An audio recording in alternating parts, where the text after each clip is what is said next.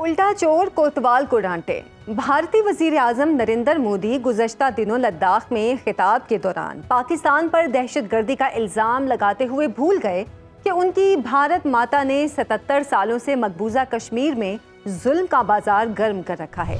وہ یہ بھی بھول گئے کہ دنیا بھر میں بھارتی اقلیتوں کے ساتھ ناروا سلوک کی داستانیں زبان زد عام ہیں۔ بھارت کے طول و عرض میں آسام، تامل ناڈو، منی پور اور خالستان سمیت آزادی کی 67 تحریکیں، 100 سے زیادہ عسکری گروہ در حقیقت رائزنگ انڈیا کے پرفریب نعرے کے پردے میں بھارت کا اصل اور مکروہ چہرہ ہے۔ پاکستان پر پراکسی وار کا الزام لگانے والے مودی یہ بھی بھول گئے کہ بھارت کی نام نہاد سرجیکل سٹرائکس اور فالس فلیگ آپریشنز کے جھوٹے دعووں کا پاکستان کی جانب سے ہمیشہ تسلی بخش جواب ہی دیا جاتا رہا ہے۔ لیکن مودی اب یہ نہ بھولیں کہ بھارت کو جواب دینے کا یہ سلسلہ بلا کسی تردد آئندہ بھی جاری رہے گا۔ السلام علیکم، میں ہوں عائشہ ذوالفقار اور آپ دیکھ رہے ہیں پروگرام پاسبان اسلام۔ بھارت کا 6.21 لاکھ کروڑ تقریباً 75 ارب ڈالر کا دفاعی بجٹ چانکیا کے روحانی شاگرد نریندر مودی کے جارحانہ توسیعی عزائم کو واضح کرنے کے لیے کافی ہے۔ خطے کا امن برباد کر کے امریکی چوکیداری کی تمنا دراصل مودی ڈاکٹرائن کا ون لائنر ہے۔ اس حوالے سے امریکی ایوان میں ریپبلکنز کے سینیٹرز کی پاکستان اور چین کے خلاف اور بھارت کی مدد کے لیے پیش کی گئی قرارداد میں ہمارے سمجھنے کے لیے بہت کچھ ہے۔ ناظرین، بھارت کے توسیع پسندانہ عزائم خطے کے لیے کتنے خطرناک ہو سکتے ہیں، اس پر ہم بات کریں گے۔ ہمارے ساتھ موجود ہیں بین الاقوامی امور کے ماہر اور تجزیہ کار ڈاکٹر قمر چیمہ صاحب۔ ڈاکٹر صاحب، بہت شکریہ آپ کے وقت کا۔ گزشتہ دنوں لداخ میں مودی نے ایک مرتبہ پھر سے پاکستان کے خلاف ہرزہ سرائی کرتے ہوئے پراکسی وار اور دہشت گردی کے الزامات بھی عائد کیے ہیں۔ اس تمام تر صورتحال کو آپ کیسے دیکھتے ہیں؟ جی بہت شکریہ۔ دیکھیے، پہلی بات تو یہ ہے کہ یہ کوئی نئی بات نہیں ہے۔ بھارت کی پولیٹیکل لیڈرشپ اپنے الیکشن سے پہلے بھی اس طرح کی سٹیٹمنٹس دیتی رہی اور ابھی بھی یہ سٹیٹمنٹس ہیں، اور یہ ریٹرک ہے۔ ظاہری بات ہے، نریندر مودی صاحب کی سیٹیں تھوڑی کم ہوئی ہیں اور وہ سمجھتے ہیں کہ مجھے اگر پاپولر رہنا ہے تو یہ اینٹی پاکستان بات کرنی پڑے گی۔ دوسری بات یہ ہے کہ جب آپ کارگل کا وزٹ کر رہے ہوں تو ڈیفینیٹلی اگر آپ اینٹی پاکستان بات نہیں کریں گے تو کیا کریں گے؟ اور آپ کو مزے کی بات بتاؤں، وہ کبھی بھی اینٹی چائنا بات نہیں کریں گے، کبھی بھی چائنا کے خلاف بات نہیں کریں گے، کبھی بھی چائنا کو ایسا بات نہیں کریں گے جس سے چائنیز انوائڈ ہوں۔ تو ان کے بارے میں آلریڈی بہت کرٹیسزم ہے کہ آپ چائنا کے بارے میں بات نہیں کرتے لیکن پاکستان کے بارے میں بات کرتے ہیں۔ تو وہ جسٹ صرف اپنے آپ کو ریلیونٹ رکھنے کے لیے، ریٹرک کے لیے، اور لیکن اس میں ایک اور فیکٹر بھی کروں گا۔ دیکھیں، اس میں ایک پاکستان فیکٹر بھی ہے۔ جب بھی Indian leadership prime minister Modi Pakistan کے خلاف بات کرتے ہیں، امت شاہ، راجناتھ سنگھ، ان کے defence minister and home minister Pakistan کے خلاف بات کرتے ہیں، کبھی کسی پاکستان کے پولیٹیکل لیڈر نے جواب نہیں دیا۔ اس کی کیا وجہ ہے؟ ہمیں بھی اس پہ دیکھنا چاہیے کہ ہماری لیڈرشپ کیا سمجھتی ہے کہ بھارت کا جو مسئلہ یہ صرف فوج کے لیے ہے، یا بھارت کا مسئلہ فورن آفس نے دیکھنا، فورن آفس کی اسپوکس پرسن جواب دے یا نہ دے، کسی کو کوئی اس چیز سے غرض نہیں ہے۔ میں سمجھتا ہوں کہ پاکستان کی پولیٹیکل کلاس کو اس چیز کو ذہن میں رکھنا چاہیے کہ 76 سال ہو گئے ہیں، ضرور ہم نے نیوکلیر ویپنز ایکوائر کر لیے ہیں، ہم ایک میزائل ٹیکنالوجی ہیں، لیکن تھریٹ وہیں کا وہیں موجود ہے۔ سو لہٰذا بھارت کی جو پولیٹیکل لیڈرشپ کے جو سٹیٹمنٹس ہیں ان کو سیریس لینا چاہیے۔ اچھا، اب پاکستان ہی نہیں، ہم نے دیکھا ہے گزشتہ کچھ عرصے میں کینیڈا، امریکہ، آسٹریلیا، برطانیہ میں بھی بھارت نے اپنے ٹارگٹس کو نشانہ بنایا ہے اور ان ممالک کو بھی بھارتی دراندازی سہنا پڑی ہے۔ تو پھر تو سرٹیفائیڈ دہشت گردی کا سٹیٹس اب بھارت کے پاس ہے۔ پھر پاکستان پر جو الزامات لگائے جا رہے ہیں، ان کی کیا حقیقت رہی ہے؟ ان کو پاکستان کو کس طرح کنڈیم بھی کرنا چاہیے اور بھارت کے خلاف کس طرح عالمی سطح پر آواز اٹھانی چاہیے؟ دیکھیں، جو اس وقت بھارت کے خلاف امریکہ، کینیڈا اور ایون کہ آسٹریلیا کے اندر بھی یہ انسیڈنٹس ہوئے ہیں، وہاں پہ جس انداز سے امریکن ایڈمنسٹریشن نے امریکی عدالتوں کے ذریعے یہ ثابت کیا کہ بھارت جو ہے اور بھارت کی سرکار جو ہے وہ انوالو تھی اور وہ کسی ایک امریکی جو پنو ایک سکھ رہنما تھا اس کو قتل کرنا چاہ رہے تھی۔ کینیڈینز آلریڈی پارلیمنٹ یہ بات کر چکے ہوئے ہیں، انٹرنیشنل میڈیا بھی اس پہ بات کر رہا ہے، ایون کہ آسٹریلیا نے اس کے حوالے سے بھی بات کی ہے۔ کوشچن یہ ہے کہ اتنا سٹرونگ کیس ہے لیکن نہ تو پاکستان کی پولیٹیکل کلاس اس کو ایمپلیفائی کرتی ہے، نہ بولتی ہے، اس کے اوپر بات ہوتی ہے۔ اور جو گلوبلی دیکھیں، ایک بات تو سمجھنی پڑے گی کہ امریکہ کے لیے انڈیا اتنا امپورٹنٹ ہے کہ امریکہ سمجھتا ہے کہ انڈیا جو بھی کرے ہمیں ہر چیز 100 خون معاف کر دینی چاہیے. اس کی وجہ امریکہ کی انڈیا سے محبت نہیں ہے, اس کی وجہ سے امریکہ کا جو چائنا چیلنج ہے, چائنا کو کیسے کاؤنٹر کرنا ہے, چائنا کو کیسے انگیج کرنا ہے, کیونکہ بہت سارے انڈینز یہ سمجھتے ہیں کہ امریکہ ہمیں تیار کر رہا ہے تاکہ کل کو چائنا کے ساتھ لڑائی میں ہم جو ہے وہ انڈیا کا ساتھ دے سکیں. سو امریکہ اپنے نیشنل انٹرسٹ کو فالو کر رہا ہے. وہ سمجھتے ہیں کہ اگر ایک آدھے بندے کو انڈینز امریکہ کے اندر یا کینیڈا کے اندر بھی مار بھی دیا تو اس سے کیا فرق پڑتا ہے. ہمارے لیے بڑا خطرہ چائنا ہے, اور اگر انڈیا ہمارا ساتھ دے تو وہ زیادہ سگنیفیکنٹ چیز ہے بجائے اس کے کہ ہم یہ دیکھتے رہیں کہ جی انڈین انٹیلیجنس جو ہے وہ امریکہ کے اندر. لیکن آپ کو بات بتا دوں کہ 50 سال بعد یہ پہلی دفعہ ہوا کہ را کے آپریشن نارتھ امریکہ میں بند ہو گئے. نہ اس وقت امریکہ میں نہ کینیڈا میں را کی جو آفیشلز بیٹھے ہوئے ہیں. بہرحال کیونکہ امریکہ کو انڈیا کی ضرورت ہے اگینسٹ چائنا, سو نریندر مودی اور ان کی انٹیلیجنس ایجنسیز نے جو بھی کیا امریکہ کینیڈا کے اندر کچھ اس میں ہونے والا نہیں ہے. اچھا ڈاکٹر صاحب, مودی اپنے دورے اقتدار میں اگر ہم تیسرے ٹینیور کی بات کریں, پاکستان کے خلاف بیانیہ انہوں نے ایک بنایا ہے, اس سے وہ حاصل ایک تو کیا کرنا چاہتے ہیں, جبکہ الیکشن 2024 میں بی جے پی نے جو نعرہ لگایا تھا کہ وہ اس مرتبہ بہت زیادہ میجورٹی میں آئیں گے, وہ نعرہ بھی ان کا ناکام ہوا, ان کو وہ میجورٹی بھی نہیں ملی. پاکستان مخالف بیانیہ ان کا اہمیت کھو چکا ہے, یہ تسلیم کرنا چاہیے.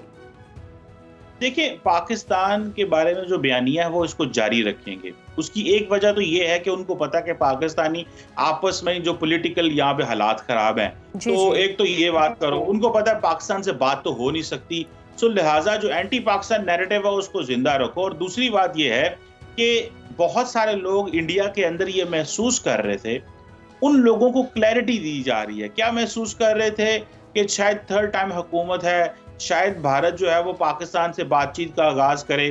لیکن یاد رکھیں اسی مہینے 4 یا 5 جولائی کو ڈاکٹر جے شنکر بھارت کے جو منسٹر فار ایکسٹرنل افیئر ہیں, انہوں نے شنگھائی کوآپریشن آرگنائزیشن کی میٹنگ ہوئی استانا کے اندر, وہاں پاکستان کے خلاف بڑے ہائیسٹ لیول پہ الزامات لگائے. ایک تو پاکستان نے اس کا جواب بھی نہیں دیا, پتہ نہیں کیوں لیڈرشپ جواب نہیں دیتی.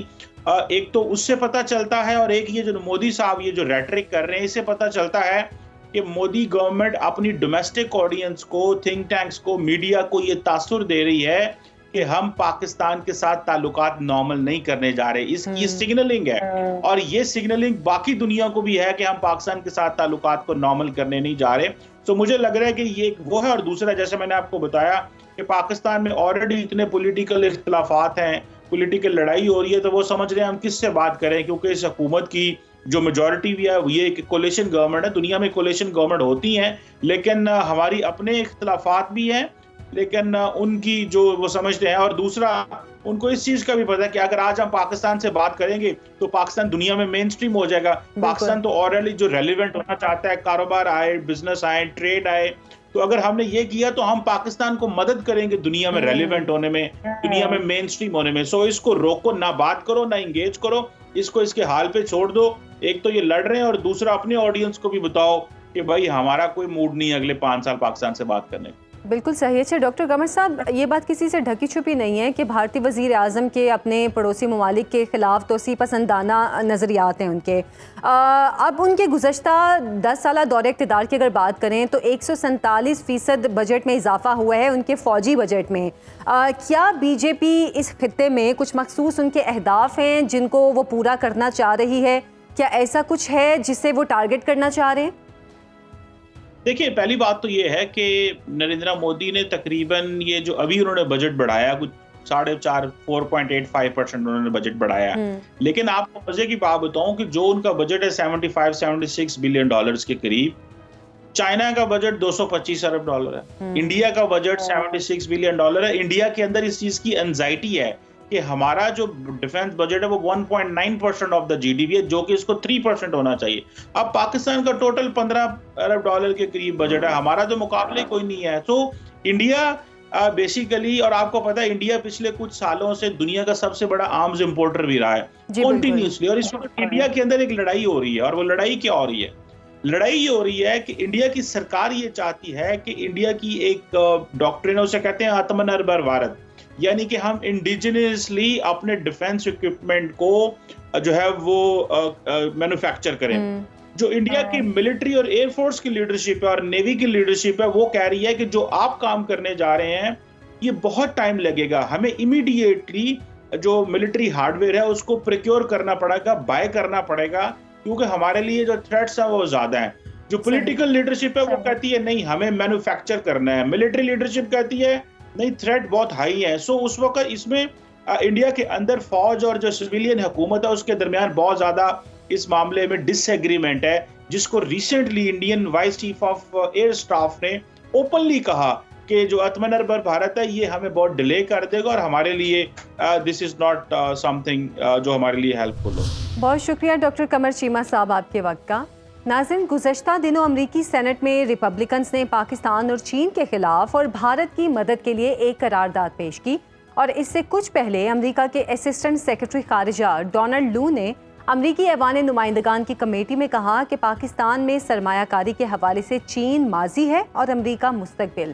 انہوں نے مزید کہا امریکہ اسلام آباد کے چین پر حد سے زیادہ انحصار کو روکنے کی کوشش کر رہا ہے. اس پر بات کریں گے. ہمارے ساتھ موجود ہیں دفاعی تجزیہ کار جناب سید محمد علی صاحب. سر بہت شکریہ آپ کے وقت کا. اگر ٹرمپ الیکشن جیت جاتے ہیں تو امریکی سینٹ میں پاکستان اور چین کے خلاف اور انڈیا کی حمایت میں پیش کی گئی ریپبلکنز کی قرارداد کے تناظر میں پاک امریکہ تعلقات کا آپ مستقبل کیا دیکھتے ہیں؟ دیکھیے, جو امریکی صدارتی الیکشن اس سال منعقد ہونے والے ہیں اس کے حوالے سے ریپبلکن اور ڈیموکریٹس دونوں کے الیکشن کیمپین میں کافی تیزی آ چکی ہے, اور آپ دیکھ رہے ہیں کہ کافی زیادہ آپس میں مخاصمت بھی ہے اور خارجہ اور دفاعی پالیسی کے حوالے سے, معاشی معاملات کے حوالے سے اپنی ایک بڑی واضح موقف کا اظہار کیا جا رہا ہے. جب آپ چین, روس اور دیگر ممالک کے حوالے سے دیکھتے ہیں تو ریپبلکن کیمپ کی جو سوچ ہے, میں سمجھتا ہوں کہ صدر ٹرمپ کی جو شخصیت ہے وہ ایک روایتی ریپبلکن سوچ کی آئینہ دار نہیں ہے, بلکہ وہ کئی ایسے ان یوزول یا ان ایکسپیکٹڈ ڈیسیژنز بھی لے سکتے ہیں جس کی ٹریڈیشنلی ریپبلکنز جس کی توقع نہیں کرتے ہیں. مثال کے طور پہ یوکرین جنگ کو اگر آپ دیکھیں تو صدر ٹرمپ یہ کہہ چکے ہیں کہ وہ اگر صدر منتخب ہوئے تو 24 گھنٹے کے اندر اس جنگ کو ختم کر دیں گے, جس سے ڈیموکریٹس کیمپ میں کافی تشویش پائی جاتی ہے. بلکہ آپ کو یاد ہوگا کہ جو یوکرین کے وزیر خارجہ ہیں انہوں نے بھی حال ہی میں چین کا دورہ کیا ہے اس احتمال اور خدشے کے پیش نظر کہ اگر صدر ٹرمپ الیکٹ ہو گئے تو ان کی تمام دفاعی اور سفارتی مدد ختم ہو جائے گی, اور وہ چین سے خواہاں ہیں کہ وہ روس کے ساتھ جنگ بندی میں اپنا کردار ادا کرے. تو اسی طرح جب ہم چین کے حوالے سے بات کرتے ہیں تو چین کے حوالے سے کافی اگریسو سٹانس لیا ہوا ہے صدر ٹرمپ نے, اور یہ توقع کی جا رہی ہے امریکہ کے اندر کہ چین اور امریکہ کے درمیان جو تناؤ ہے اس میں اضافہ ہو سکتا ہے. تو یقینی طور پہ پاکستان کے لیے کچھ نئے چیلنجز سامنے آئیں گے, جس میں پاکستان کو امریکہ اور چین کے درمیان تعلقات میں توازن رکھنا ضروری تو ہے, لیکن مزید مشکل ہوتا جائے گا, کیونکہ پاکستان کے لیے امریکہ سب سے بڑی تجارتی منڈی ہے. پاکستان تقریباً $6 ارب کماتا ہے امریکہ سے اپنی ایکسپورٹس کی مد میں, لیکن چین جو ہے دفاع کے اعتبار سے, فورن انویسٹمنٹ کے اعتبار سے پاکستان کا سب سے بڑا حلیف ہے. تو ان دونوں مفادات کو بیلنس کرنا پاکستان کے لیے ضروری ہے, لیکن ان چیلنجز میں یقیناً میں آنے والے دور میں اضافہ دیکھ رہا ہوں. اچھا سر, امریکی ایوان میں یہ قرارداد بھارتی لابنگ کا بھی تو نتیجہ ہو سکتی ہے, یا پھر ریپبلکنز کی جانب سے امریکہ میں موجود بھارتیوں کے ووٹ حاصل کرنے کے لیے ایک الیکشن سٹنٹ ہے, یا واقعی کوئی سنجیدہ بیانیہ؟ دیکھیے, امریکی صدارتی مہم میں کئی بڑے تلاطم خیز قسم کے بیانات سامنے آتے ہیں اور آتے رہے ہیں اور آتے رہیں گے.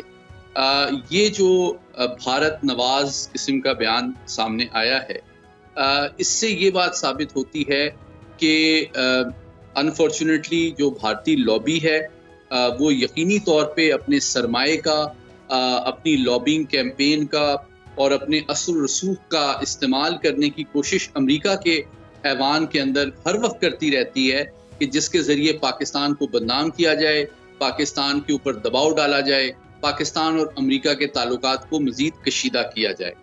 تو ہمیں اس حقیقت کو بھانپنا ضروری ہے کہ پاکستان کے جو اسکالرز ہیں، پاکستانی جو ڈائسپورا ہے، پاکستانی جو سفارتکار ہیں، پاکستانی جو کمیونٹی ہے امریکہ میں، ان کے اوپر بھی یہ ذمہ داری عائد ہوتی ہے کہ وہ بھی اپنا بھرپور کردار ادا کریں اور اپنا رول ادا کریں اور اپنی آواز ملائیں پاکستان کے مفادات کے، امریکی سیاسی نظام کے اندر دفاع کے لیے.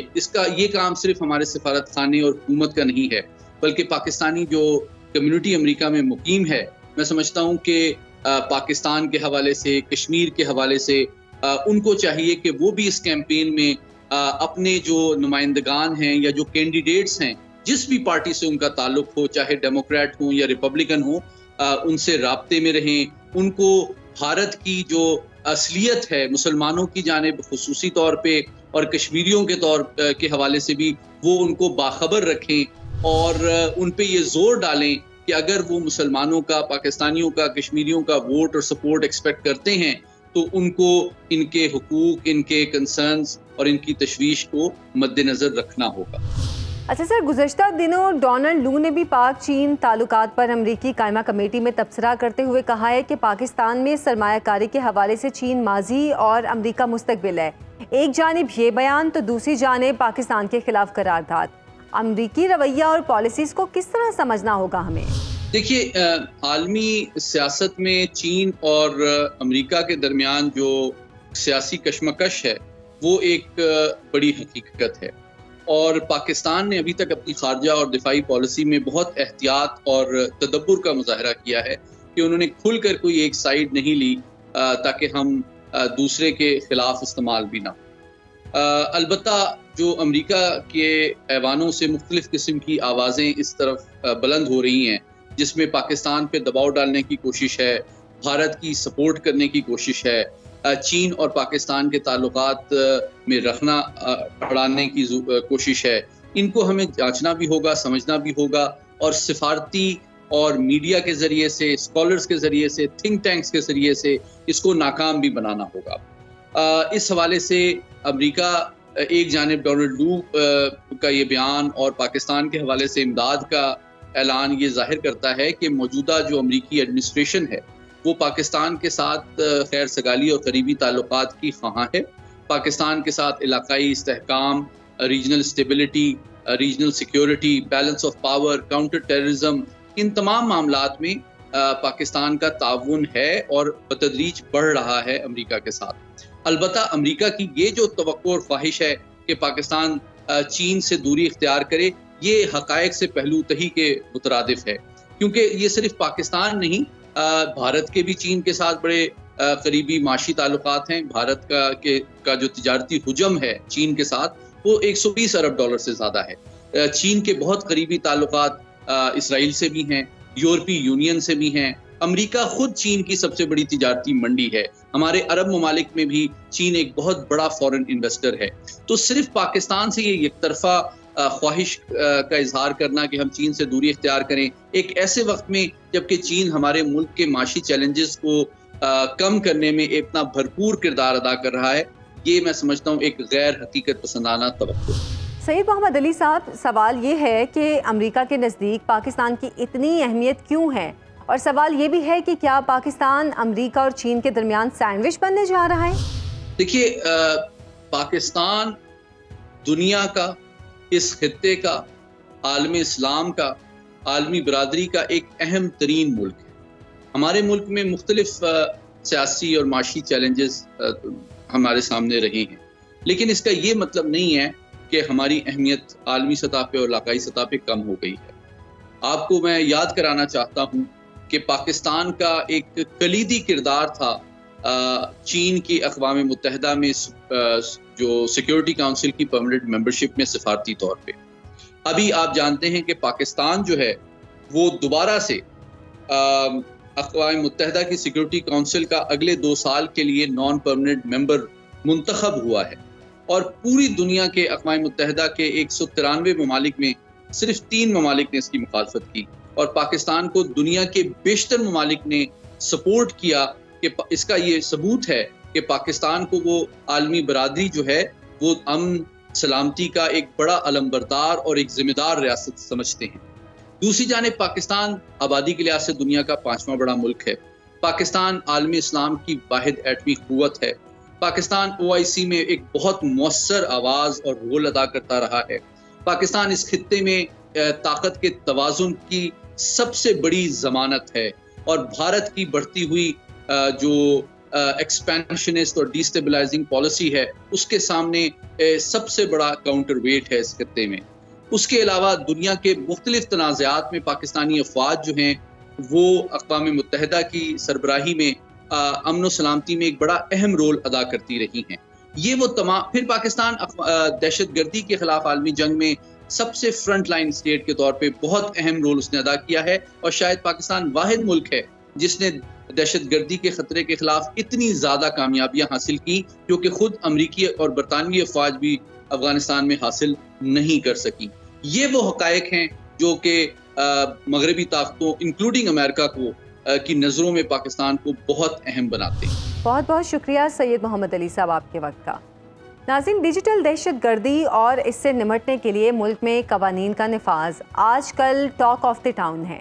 اس پر ہم بات کریں گے لیکن ایک بریک کے بعد۔ پروگرام میں ایک بار پھر سے آپ کو خوش آمدید کہتی ہوں۔ ناظرین، پاکستان کو اس وقت مسلح اور ڈیجیٹل دونوں قسم کی دہشت گردی کا سامنا ہے۔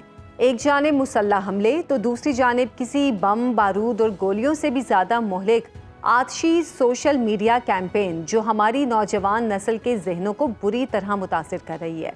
گزشتہ دنوں ڈیجیٹل دہشت گردی کی روک تھام کے لیے فائر وال کی آزمائشی تنصیب کے موقع پر ملک بھر میں انٹرنیٹ کی رفتار انتہائی سست ہو گئی، جس پر بہت سے حلقوں کی جانب سے جہاں اسے آزادی اظہار رائے پر قدغن سے تعبیر کیا گیا ہے، وہیں فری لانسنگ اور ڈیجیٹل مارکیٹنگ سمیت دیگر کاروبار کے لیے بھی نقصان دہ قرار دیا گیا ہے۔ اس حوالے سے حقیقت کیا ہے، یہی جانیں گے سوشل میڈیا ایکسپرٹ فہد ملک سے۔ فہد صاحب، بہت شکریہ آپ کے وقت کا۔ پہلے تو یہ بتائیے کہ ڈیجیٹل ٹیررزم کی اسپیسیفک تعریف کیا ہے، ڈیجیٹل دہشت گردی اصل میں ہے کیا؟ دیکھیں، دہشت گردی اس سے پہلے جو ہم نے سنی دیکھی، اور پاکستان اور خاص طور پہ ساؤتھ ایشیا جس دہشت گردی کا شکار رہا، اس میں ایک چیز ہوتی تھی کہ آپ کو کسی جگہ پہ جا کے انارکی پھیلانی ہے۔ جی، یعنی اگر میں نے کسی اسپیسیفک ملک میں جا کے حملہ کرنا ہے تو مجھے ایک فورس چاہیے، مجھے ویپنز چاہیے، مجھے ایک پوری اسٹریٹجی چاہیے، مجھے ٹینکس چاہیے، مجھے جہاز چاہیے۔ ایک پورا پروسیس انوالو تھا اس دہشت گردی میں۔ ڈیجیٹل ٹیررزم ایک تو بہت آسان ہے اور اس میں خرچہ کوئی نہیں ہے۔ ڈیجیٹل ٹیررزم اور کنونشنل دہشت گردی میں مین فرق یہ ہے کہ ڈیجیٹل دہشت گرد بغیر کسی ملک میں فزیکلی پہنچے، بغیر کسی ملک میں انٹر ہوئے، بغیر کسی ویپن کے، ان کے پاس ایک ویپن ہوتا ہے جو سوشل میڈیا ہے، جو انٹرنیٹ ہے، جو فون ہے۔ آپ دنیا میں کہیں بھی بیٹھے ہوئے کسی بھی خطے میں موجود لوگوں کو اکسا سکتے ہیں کہ وہ اسٹیٹ کے خلاف یا اس ملک کے خاص اداروں کے خلاف کھڑے ہوں اور ان کے خلاف جنگ کریں یا ان کے خلاف پروپیگنڈا کریں یا جو بھی کریں۔ سو کنونشنل دہشت گردی میں آپ کو وہاں پہ پہنچنا ہے، وہاں پہ جا کے انارکی پھیلانی ہے۔ ڈیجیٹل دہشت گردی میں آپ دنیا میں کہیں بھی موجود کسی بھی خطے کے لوگوں کو اس کی اسٹیٹ کے خلاف کھڑے کر سکتے ہیں۔ اور مین فرق یہ ہے کہ جو انارکی پھیلا رہا ہے وہ شاید وہاں پہ موجود نہیں ہے، لیکن وہ اس اسٹیٹ کے لوگوں کو، اس خطے کے لوگوں کو کھڑا کر رہا ہے کہ بھائی آپ نکلیں اس ملک کی گورنمنٹ کے خلاف یا آپ اس ملک کے اداروں کے خلاف نکلیں۔ اچھا فہد صاحب، ڈیجیٹل دہشت گردی کو عالمی سطح پر سائبر کرائم کی اپڈیٹ اصطلاح کے طور پر لیا جا رہا ہے۔ پاکستان کے خلاف ڈیجیٹل ٹیررزم کے تانے بانے کہاں سے ملتے ہیں؟ دیکھیں، پوری دنیا میں جتنی بھی آن لائن قوانین ہیں وہ گورنمنٹ کے خلاف یا اس کی اسٹیٹ کو کنٹرول کرتے ہیں، اور سائبر کرائم پوری دنیا میں اس کے قوانین ہیں۔ پاکستان میں بھی اس کی بہت حد تک امپلیمنٹیشن ہے، لیکن پاکستانی گورنمنٹ کیونکہ بہت سارے معاملات میں ان سوشل میڈیا پلیٹ فارمز کے ساتھ ڈائریکٹلی ان لائزون نہیں ہوتی، تو ان کو پھر فالو اپ کرنے کے بہت سارے مسائل ہوتے ہیں۔ پوری دنیا میں اس قسم کے قوانین ایگزسٹ کرتے ہیں جو ڈیجیٹل دہشت گردی کو کنٹرول کریں، لیکن پاکستانی تانے بانے جو پاکستان میں سائبر دہشت گردی ہو رہی ہے، ڈیجیٹل ٹیررزم ہو رہا ہے، اس کے تانے بانے پاکستان میں موجود بہت سارے لوگوں سے بھی ملتے ہیں، اور انٹرنیشنلی بہت سارے ایسے لوگ جو باہر بیٹھ کے پاکستان میں سوشل میڈیا کو کنٹرول کریں یا پاکستان میں سوشل میڈیا کی ایسی کیمپینز لانچ کر رہے ہیں یا چلا رہے ہیں جو اس ملک کے لوگوں کو اکسا رہے ہیں اسٹیٹ کے خلاف۔ فار انسٹنس بلوچستان میں بہت سارے ایسے سوشل میڈیا اکاؤنٹ انٹرنیٹ پہ ایگزسٹ کرتے ہیں جو پاکستان میں ہیں ہی نہیں، جو انڈیا سے آپریٹ ہوتے ہیں لیکن وہ کہتے ہیں بلوچوں کو کہتے ہیں کہ آپ کے ساتھ بہت زیادتی ہو رہی ہے, آپ کو باہر آنا چاہیے, آپ کو یہ کرنا چاہیے. اور وہ میں نے کچھ عرصہ پہلے ان اکاؤنٹس پہ تھوڑی سی ریسرچ کی تو بہت سارے اکاؤنٹس ایسے تھے جو پاکستان سے آپریٹ ہی نہیں ہو رہے تھے, جو انڈین آئی پی ایڈریسز پہ چل رہے تھے, لیکن ان کا نام, ان کی ڈی پی, ان کی بایو اردو میں ٹویٹ کرتے تھے, بلوچی زبان میں ٹویٹ کرتے تھے, لیکن وہ تھے پاکستانی نہیں. سو بہت سارے ایسے فیمس ایکس کے اکاؤنٹس یا سوشل میڈیا کے اکاؤنٹس جو شاید آپ کی نظروں سے گزریں اور بہت ساری عام عوام اس کو ڈیٹیکٹ نہیں کر پاتی, لیکن وہ پاکستان سے نہیں آپریٹ ہو رہے ہوتے. اچھا فاضل صاحب, فائر وال کی تنصیب پر عوامی حلقوں سے کافی اعتراضات اور تحفظات آ رہے ہیں کہ اس سے انٹرنیٹ کی رفتار سست ہو جائے گی, جس سے فری لانسنگ اور آن لائن بزنس متاثر ہوگا. آپ کیا کہتے ہیں اس حوالے سے؟ دیکھیں, پہلے یہ سمجھنا ضروری ہے کہ فائر وال ہے کیا. فائر وال ایک ایسا میکانزم ہے جو انٹرنیٹ سروس پرووائڈرز کے پوائنٹ پہ ڈپلوائے کیا جا رہا ہے. نارملی ہوتا ہے جب آپ کوئی بھی ریکویسٹ جنریٹ کرتے ہیں اپنے فون سے, چاہے وہ فیس بک پہ ہے یا ٹویٹر پہ ہے, وہ جاتی ہے آپ کے انٹرنیٹ سروس پرووائڈر پہ. آپ کا internet service provider world wide web سے وہ ڈیٹا فیچ کر کے واپس آپ کو آپ کے فون پہ بھیجتا ہے. فائر وال ڈپلوائے ہو رہی ہے درمیان میں, یعنی آپ کی ریکویسٹ پہلے جائے گی فائر وال تک, فائر وال آگے انٹرنیٹ سروس پرووائڈر کو بھیجے گا, وہ واپس آئے گی, دوبارہ فائر وال سے گزر کے آئے گی. اب اس سے ہوگا کیا؟ اس سے ہوگا یہ کہ آپ اپنی ٹریفک کو کنٹرول کر سکتے ہیں. گورنمنٹ یہ دیکھ سکتی ہے کہ فلانی ریکویسٹ کس آئی پی ایڈریس سے آئی, کس انڈیویجول نے میڈ کی. آئی پی ایڈریس سے آپ کی لوکیشن اور باقی چیزیں ٹریس ڈاؤن ہو سکتی ہیں. انٹرنیٹ کی سپیڈ کا اس سے, کیونکہ ابھی کلیئرٹی نہیں ہے کہ گورنمنٹ, پاکستانی گورنمنٹ جو فائر وال امپلیمنٹ کرنے جا رہی ہے, آئی ٹی منسٹری کی طرف سے ابھی تک اس پہ کوئی کلیئرٹی نہیں ہے. یہ قیاس آرائیاں ابھی تک چل رہی ہیں. سو اس کی فنکشنالٹی ہم تب ڈسکس کر پائیں گے جب امپلیمنٹ ہو جائے گی اور جب حکومت کی طرف سے ایک اعلامیہ آئے گا. بٹ ابھی تک جو دنیا میں جتنی فائر والز امپلیمنٹڈ ہیں, ان کی امپلیمنٹیشن میں اور ان کے ورکنگ میکانزم میں ایک چیز ہے کہ سوشل میڈیا کو کنٹرول کیا جا سکتا ہے, انڈیویجولز کی آئی پی ایڈریسز کو ٹریس کیا جا سکتا ہے, ایک سرٹن آئی پی ایڈریس کو بلاک کیا جا سکتا ہے. انٹرنیٹ کی سپیڈ سلو ہو سکتی ہے, بٹ وہ کیونکہ ابھی امپلیمنٹیشن فیز میں ہے, اور جو ای کامرس یا ڈیجیٹل دنیا پہ لوگ کام کر رہے ہیں وہ ڈیفینیٹلی اس میں تھریٹ پہ ہوں گے, کیونکہ ابھی تک کلیئرٹی نہیں ہے. اگر حکومت فیس بک پوری تو بند کرنا شاید پاسبل نہیں ہے, پاسبل ہے, لیکن آبویسلی بہت سارے لوگ اس سے پیسے کما رہے ہیں, اس لیے وہ ریزسٹنس ہوگی اگر اس کو بند کیا جائے. لیکن سرٹن ایسے اکاؤنٹس, سرٹن فیس بک پیجز وہ بلاک کیے جا سکتے ہیں, یعنی کہ ایکس کھلنے کے چانسز بڑھ جائیں گے, بٹ ایک سرٹن ایکس اکاؤنٹ جو ریاست مخالفتی پروپیگنڈا میں انوالو ہے وہ بند ہوگا. سو انٹرنیٹ کی سپیڈ پہ ہم جب یہ ہوگا, ابھی امپلیمنٹیشن فیز میں ہے, تو شاید اس لیے انٹرنیٹ کی سپیڈ سلو ہے, بٹ مجھے نہیں لگتا کہ جب یہ امپلیمنٹ ہو جائے گی تو انٹرنیٹ کی سپیڈ کم ہوگی, کیونکہ ریاست بھی تو وہی انہی انٹرنیٹ سروس پرووائڈر سے انٹرنیٹ لے رہی ہے جہاں پہ فائر وال امپلیمنٹڈ. اچھا فاضل صاحب, بہت سے لوگ فائر وال اور نئے قوانین کو آزادی اظہار رائے کے خلاف حکومتی اقدامات قرار دے رہے ہیں. آپ سے جاننا چاہوں گی کہ ملک, قوم اور شخصیات کے خلاف پروپیگنڈا روکنے کی کوشش سے آزادی اظہار کیسے متاثر ہوگا؟ دیکھیں, فری سپیچ اور سینسرشپ تو ڈیفینیٹلی ممکن ہے, اور جو حکومت اپنے خلاف کرٹیسزم نہیں برداشت کر سکتی اس کو پھر مجھے لگتا ہے کہ پاور میں نہیں ہونا چاہیے. اور جو حکومت ابھی امپلیمنٹ کر رہی ہے, کل کو یہی حکومت اس کا نشانہ بھی بنے گی جب نئی پارٹی حکومت میں آئے گی. پوری دنیا میں اس قسم کے میکانزمز ایگزسٹ کرتے ہیں. پوری دنیا فائر والنگ یا سوشل میڈیا کو کنٹرول کرتی ہے. سعودیہ میں آپ واٹس ایپ استعمال کر سکتے ہیں, لیکن آپ واٹس ایپ کالز نہیں کر سکتے. یو اے ای میں بھی آپ واٹس ایپ استعمال کر سکتے ہیں, لیکن آپ واٹس ایپ کالز نہیں کر سکتے. کیوں نہیں کر سکتے؟ کیونکہ واٹس ایپ کی calls end to end encrypted ہیں. سو وہ کہتے ہیں کہ بھائی جان, ہم کیونکہ آلریڈی ٹریک کر رہے ہیں ڈیٹا, سو ہم واٹس ایپ کی کالز کی اجازت نہیں دے دیں, کیونکہ وہ اینڈ ٹو اینڈ انکرپٹڈ ہے, اس کا ڈیٹا کہیں اسٹور نہیں ہو سکتا. بٹ واٹس ایپ کے قوانین مختلف ملکوں کے ساتھ ایسی ٹریٹیز ہیں کہ وہ ڈیٹا شیئرنگ کرتے ہیں, اگر اسٹیٹ کچھ مانگتی ہے تو وہ دیتے ہیں. اسی طرح چائنا میں بھی ایسا میکینزم ہے. چائنا میں آپ سوشل میڈیا نہیں یوز کر سکتے, جتنے باہر کے پلیٹ فارمز ہیں وہ سب آپ استعمال نہیں کر سکتے, لیکن جو اسٹیٹ نے بنائے ہوئے ہیں آپ ان کو استعمال کر سکتے ہیں. سو پوری دنیا میں یہ ایگزسٹ کرتی ہے پریکٹس, کیونکہ وہاں کی اسٹیٹ کو بھی یہ ڈر ہوتا ہے کہ لوگ ہمارے خلاف کرٹیسزم کریں. جو آپ کا انیشل سوال تھا کہ سینسرشپ اور آزادی اظہار رائے, وہ ڈیفینیٹلی امپیکٹ ہوگی. اور یہ اس وقت بہت بڑا سوال ہے کہ کیا اسٹیٹ, یہ کون ڈیسائیڈ کرے گا کہ میرے اکاؤنٹ سے کی جانے والی ٹویٹ, جس کو میں کرٹیسزم کہتا ہوں, لیکن اسٹیٹ اس کو ریاست مخالفتی پروپیگنڈا کہتی ہے. سو اس کے لیے کیا قانون بنے گا, اس کے لیے کیا بل پاس ہوگا, اس کو پیکا کے تھرو انگیج کیا جائے گا یا اس کے لیے کوئی نئے قوانین بنیں گے جیسے نئی عدالتیں بنی ہیں. سو یہ ایک بہت بڑا سوال ہے جو حکومتی اداروں سے میرا بھی ہے, اور جب یہ امپلیمنٹ ہوگی اس پہ ہمیں کلیئرٹی ملے گی کہ یہ ڈیسائیڈ کون کرے گا کہ میرا تجزیہ یا میرا کریٹیسزم آپ کے لیے دا پروپیگنڈا ہے. بہت شکریہ فہد ملک صاحب آپ کا. صلہ شہید کیا ہے؟ تب و تاب جاویدانہ. اسی لیے ہم 76 سال پہلے شہید ہونے والے پہلے نشان حیدر کیپٹن محمد سرور شہید کا تذکرہ کر رہے ہیں. پون صدی بعد بھی یوں لگتا ہے جیسے کشمیر کا اڑی سیکٹر آج بھی شہید کے لہو کی خوشبو سے مہک رہا ہے. سن 48 کی جنگ کے دوران جولائی کے آخری دنوں کا احوال ہے کہ پاک فوج کے کیپٹن محمد سرور کی قیادت میں فوجی دستے نے دشمن کی چوکی پر حملہ کیا.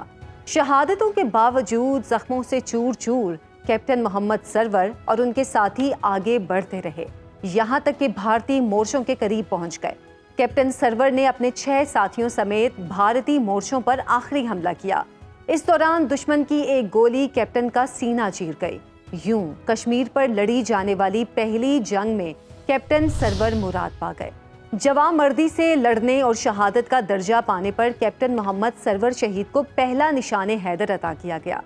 وطن پر لہو نچھاور کرنے والوں کو قوم کا سلام پہنچے. اجازت دیں, اللہ حافظ.